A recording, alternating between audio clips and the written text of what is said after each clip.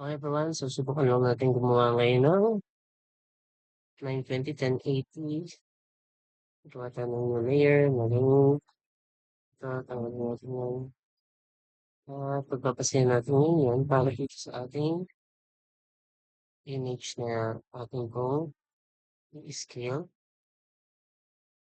Yan natin siya ng konti. I-resize natin ng konti. Let's make sure na na-cover niya yung equal size para dun sa length by natin. Tapos duplicate natin siya.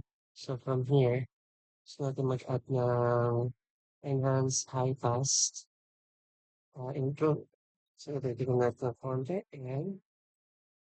And after natin ng high pass, ang gusto natin gawin ay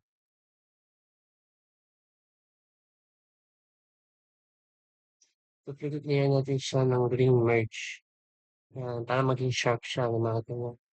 And layer the image size. Tapos, after nun, merge down natin siya. Tapos, duplicate ulit natin.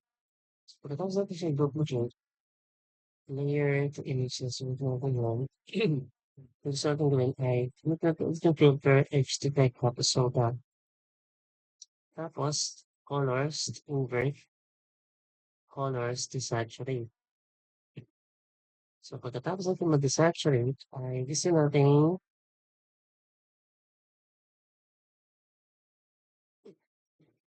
mode natin ay maging multiply. Okay. Tapos, maglagay tayo ng oil effects sa filter ulit, artistic, or, oops, no, hindi yan. So, natin is yung artistic oil file.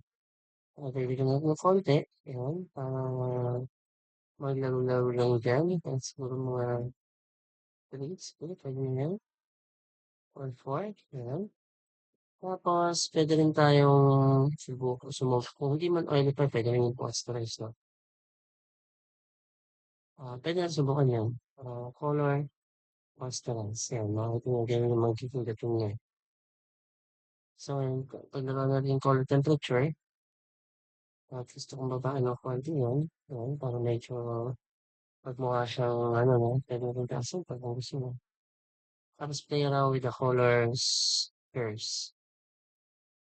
Yan, para magmukha siyang parang dinrawing na anime. Parang namula-mula. Kasi itong ring layer natin, ang target ko dyan ay gumawa ng um, effect. So, gagawa tayo ngayon ng itong ring. Lagyan natin ito ng white background. Tapos pagkatapos ng white background, filters, noise, RGB, noise. Yan. Tapos pwede natin lagyan ng value 1.0. 1.0. 1.0. And there we go. Meron tayong medyo nice na, no? So, ngayon yung sa ring, after nung, um,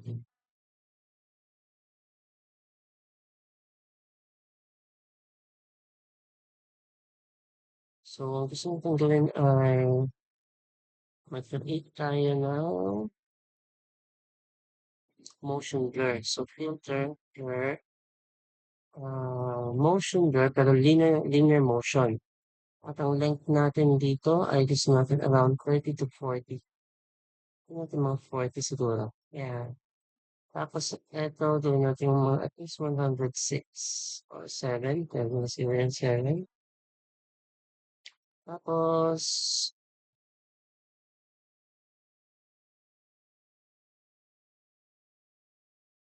normal. Tapos, overlay. Subukan natin yung overlay. Yan. At, paglaruan natin yung first. Paglaruan natin siya building of order. Ayan, no? So, makikita nyo, parang may ulan. Pwede ba natin dito na? Ayun. So, parang may ulan ng yun nangyari. Pwede ba natin siyang i-hurricane? Subukan na natin. Rain. Gusto ko medyo kita yung ano. Gusto ko makita yung pag-ulan mo, no? So, yun na. So, paano ka na ngayon? May ulan. parang umuulan yung iyong picture. So, puwede niyo siyempre puwede natin subukan sa screen, overlay screen, ayan, tapos eto, colors, curves. Little bit of playing around siyempre, yan, para magmukha siyang kasi pagka screen kasi ginamit ko medyo ano siya, parang mas gusto ko yung dating nung kanina, um, soft light kaya, hard light, yan, hard light, vivid light, masyadong madilim pagka vivid light, pero puwede natin subukan na paglaruan yung curves niya. Tingnan natin kung ma-increase natin. Ayun, parang ngayon siyang ano niya, may ulan ng konti. So, puwede you can play around with the values.